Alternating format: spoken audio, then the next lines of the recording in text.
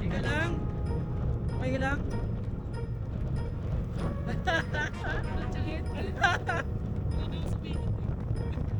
Laki no?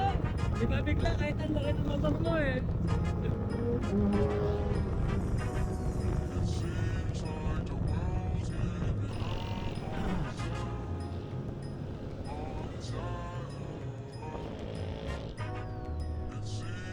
Andito na tayo ngayon sa may Domsa. Papasok ng Binangonan Hieroglyphics. Yung unang magiging stopover natin.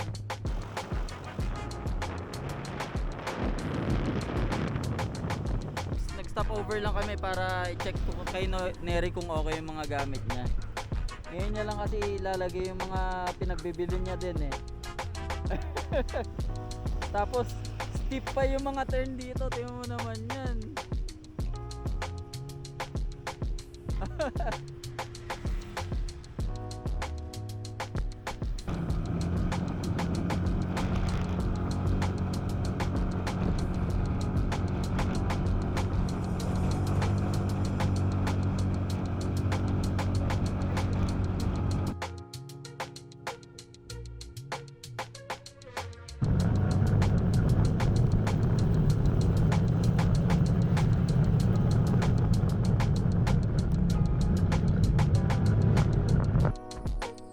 Kanan ha.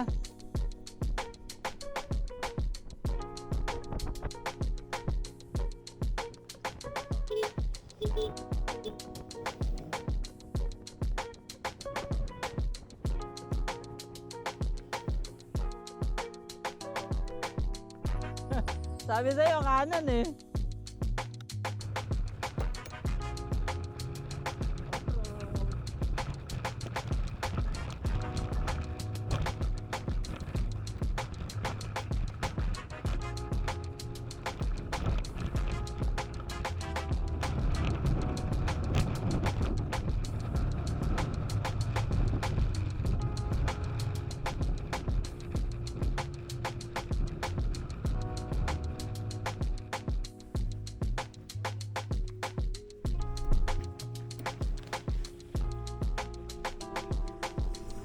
Dito na tayo ngayon sa may Binangonan Petroglyphs. Pasok lang namin ng parking.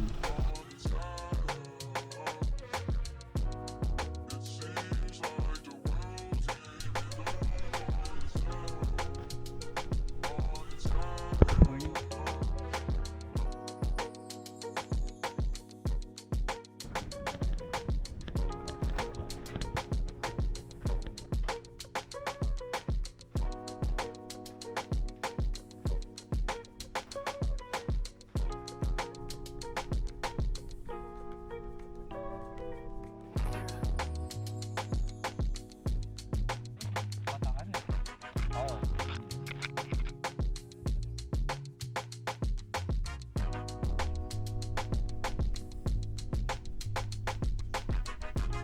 Ang Binangonan Petroglyphs ay isa sa pinakamatandang anyo ng sining sa Pilipinas na tinatayang mahigit 3,000 taon na ang tanda. Matatagpuan ito sa lalawigan ng Rizal at binubuo ng mahigit 100 inukit na imahe ng tao at iba't ibang simbolo. Fun fact, nadiskubla lamang ito noong 1965 at 65 ng pambansang alagad ng sining na si Carlos V. Francisco habang siya ay nasa isang Boy Scout trip. Isa pang nakakatuwang kaalaman, karamihan sa mga ukit ay parang simpleng guhit ng tao na pinaniniwala ang ginawa gamit ang matutulis na bato.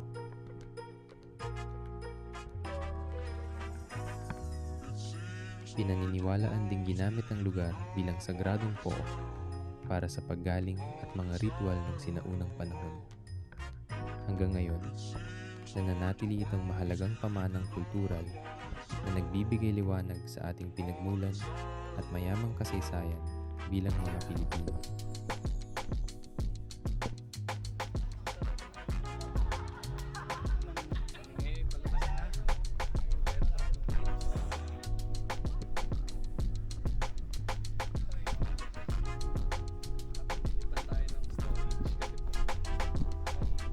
Ang tanang na dadaanan papasok ay isa ding napakagandang view. At sa nakakapreskong hangin na dumadaloy dito, tunay na ma-enjoy mo ang ganda ng mga ukit ng kasaysayan. Isa din itong boundary marker na naghihiwalay sa Binangonan at Angono na bayan ng Rizal.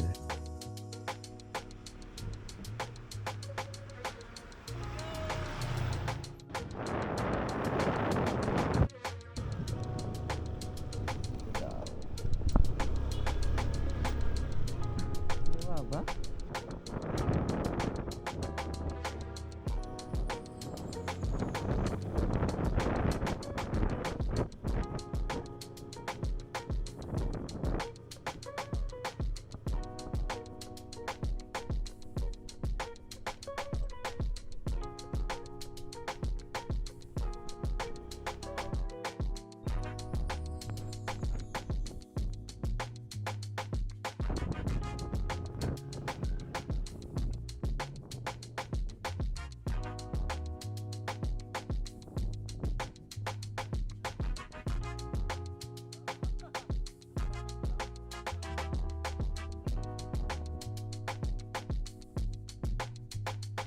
Ito yung ganda ng lighthouse nila dito.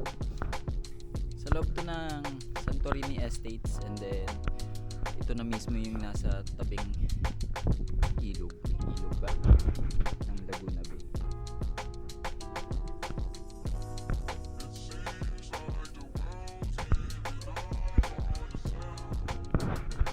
May plano pa dapat kaming puntahan ni Neri na mga ibang lighthouse, kaso nga lang napatagal na kami sa una naming stop, so mag-a-adjust na lang kami ng plano namin.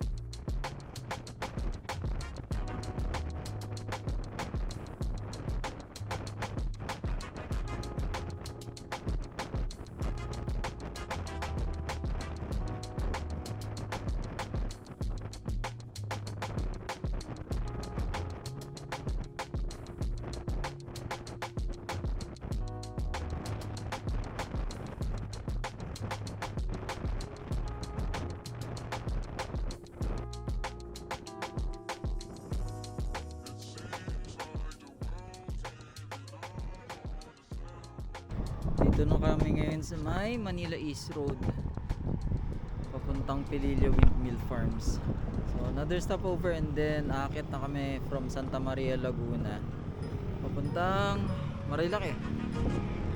Then para maabutan namin yung sunset dun sa campsite, makapag-set up kami ng ayos. Dadaan pa rin naman kasi kami ng Dali or any convenience store kung saan kami bibili ng mga kailangan namin.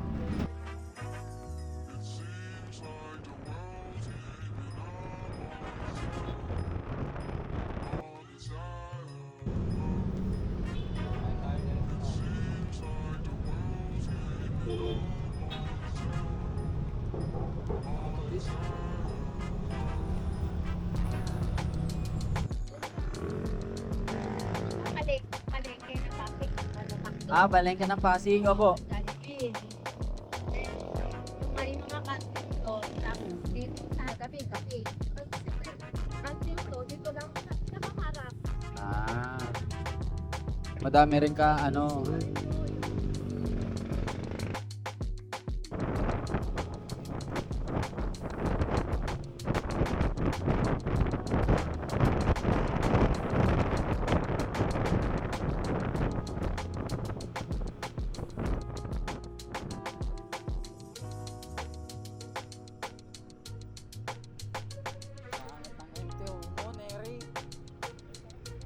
Pangit ng ginto mo.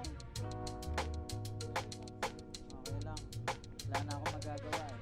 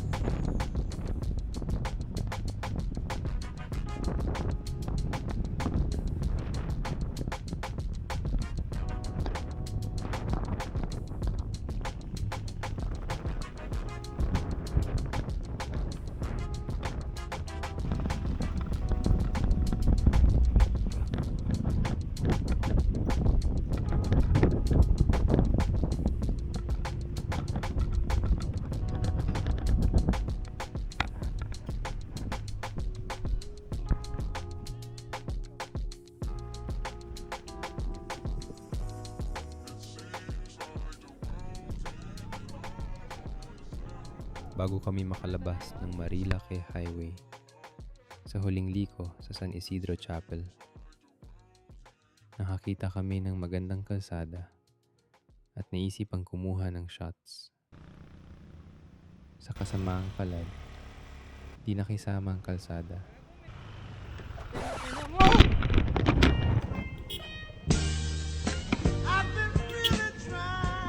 At na wrong timing kami ni Neri. Kaya ito, minalas. Pero tuloy ang laban. Ay este ang rides.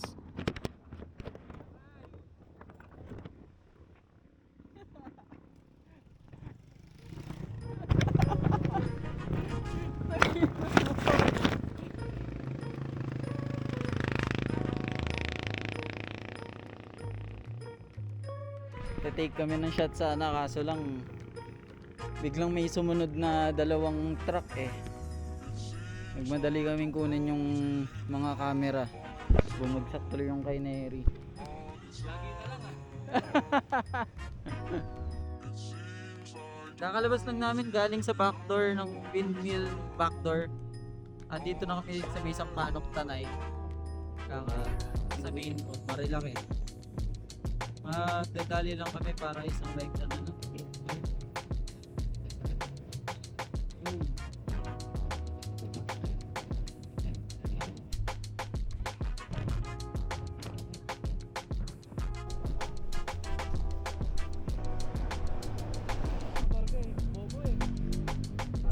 Uwi na tayo, cancel gala. Kawawa naman yung baby nito. Oh. Ba't mo kasi pinapatulog sa daan?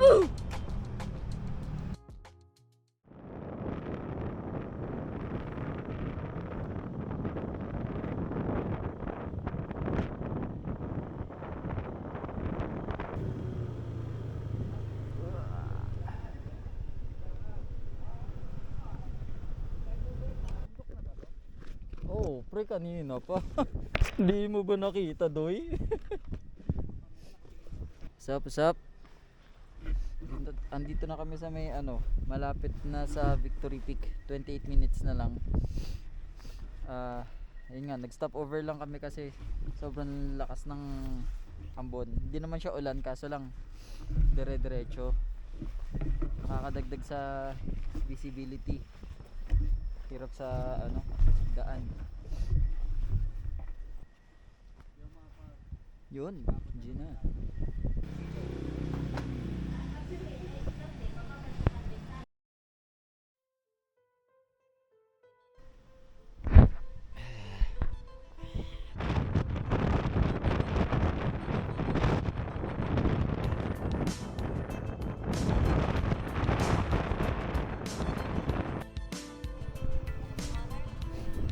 Ay kami po, no, turning back po kami.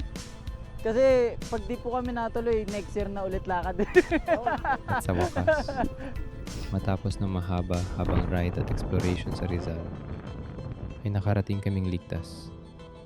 Pero basa sa Victory Peak sa Infanta, Quezon. Dali-dali na din kaming nag-setup ng camp at pinagtuunang pansin ang survival namin sa ilalim ng malakas na hampas ng hangin at ulan. Update lang, andito na kami sa Victory Peak. Sobrang lakas ng hangin tsaka ng hamog. Yan. Pero nag-set up na kami. Nga lang, medyo talaga dilim talaga, total darkness talaga. So expecting na bukas na lang tayo makapag video ng setup natin ng tent. Pinag-iisipan pa namin kung magse-setup din si Mary ng tent kasi yun nga, under the circumstance. Oh, ay wala ba? May extra naman sa akin kaso tsaka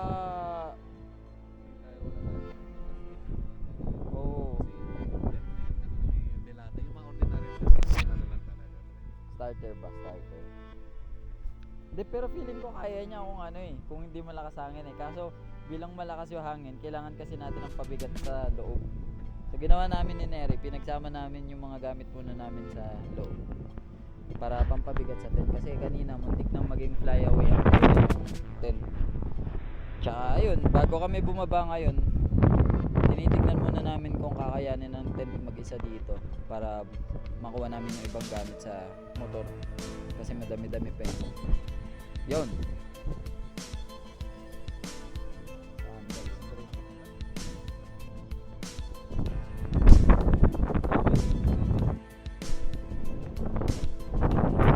Sir, tama po ba ang babayaran namin ay 300 per head? Okay. 320 per head. Okay po.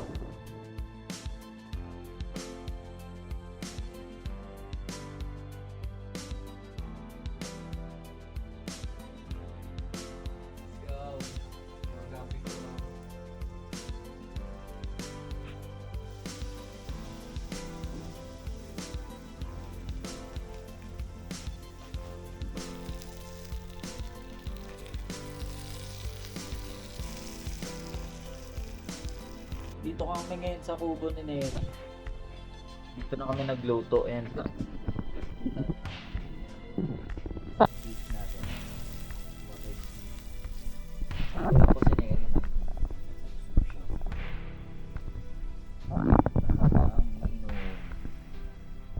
ginawa natin. Dito na tayo sa may kubo nagluto kasi sobrang lakas ng ulan talaga sa labas.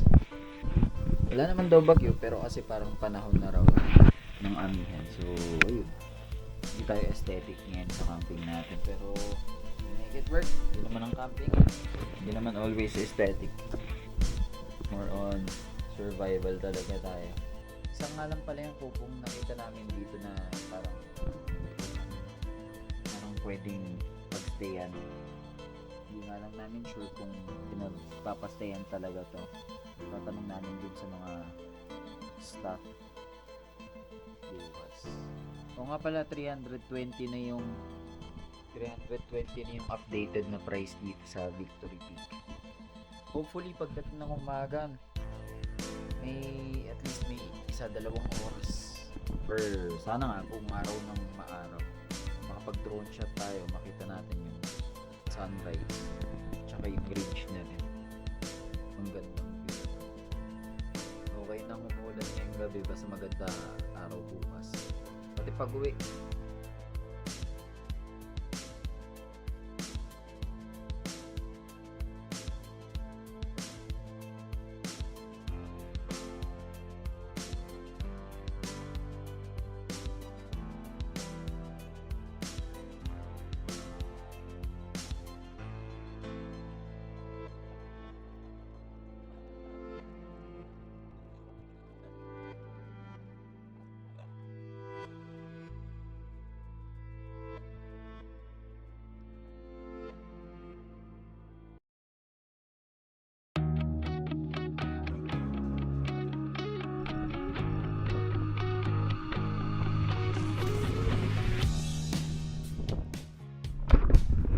inaabot ng ng araw parang ilang segundo lang yung araw dito.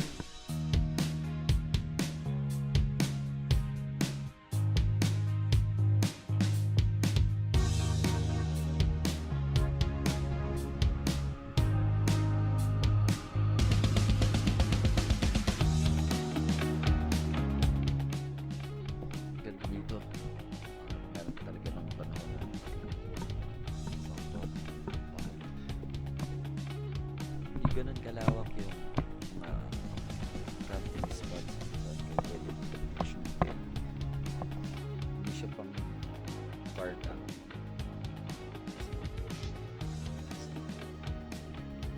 Or rin. Pero meron siyang space sa baba para sa mga car camping setup.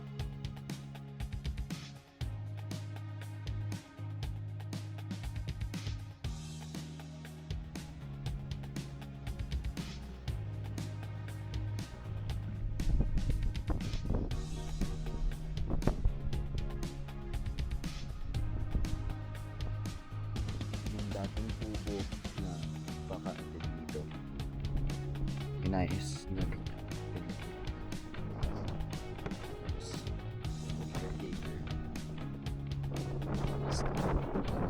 Steak. Feeling ko dito rin yung karamihan kapag madamihan.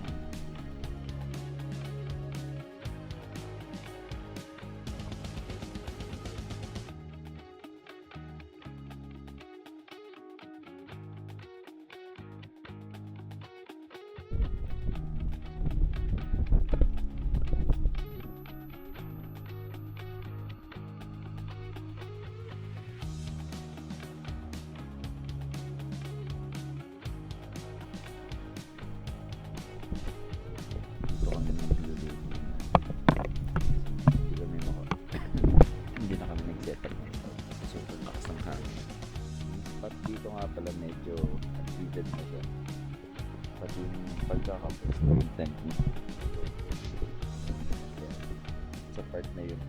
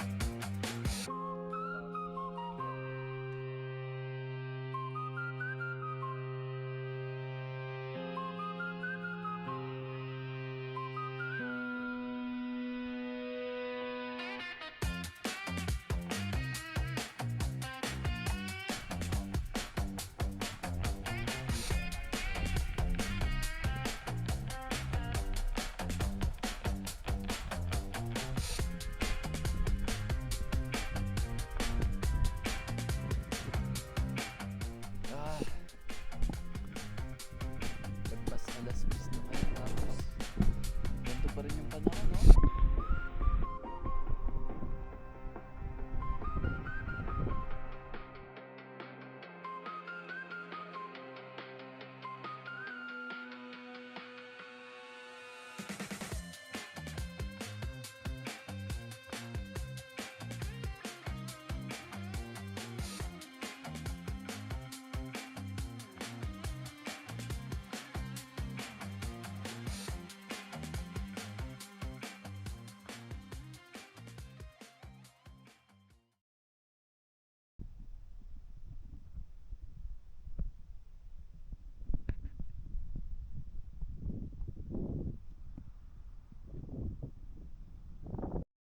Pauwi na kami ngayon. Nakapag-empake na. Nagpatulong kami dun sa mga helper, mga staff nila dito. Ang Victory Peak nga pala, meron daw silang Facebook page. Victory Peak din yung mismong pangalan. Best na mag-reach out muna kayo bago pumunta para maiwasan nyo rin yung kagaya nito, medyo bad weather. And para matansya din nila kung may mga ibang guest, may ibang visitors, at maiwasan yung overcrowded. Syempre hirap naman kung masyado marami tapos di nila ma-accommodate, and then di rin magandang experience sa mga guest. Ang trail nila papasok, paakyat ng campsite. Ayan.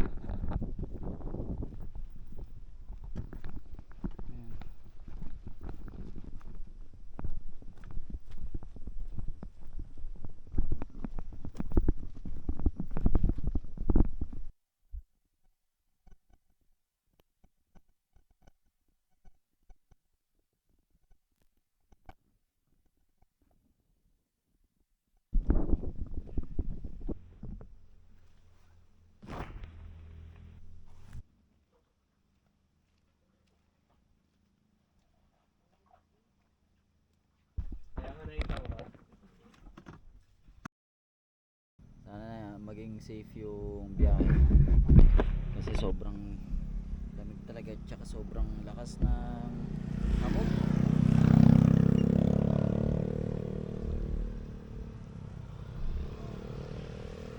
Dami pa rin nagra-rides hanggang ngayon, oh. Okay po, salamat po. Pre gilid, pre gilid.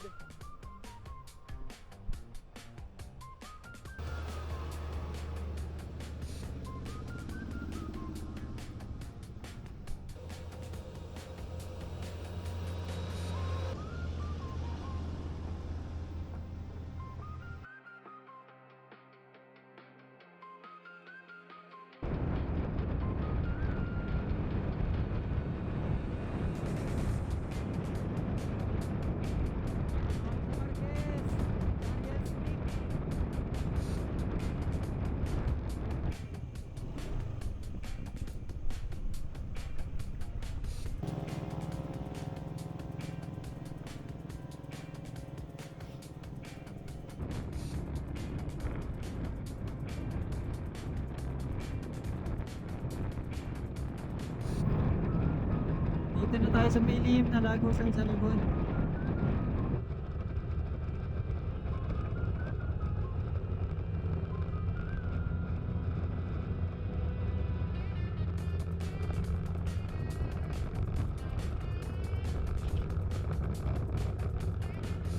At syempre, dahil umabot ka hanggang sa dulo, salamat sa isa na namang adventure na kasama ka.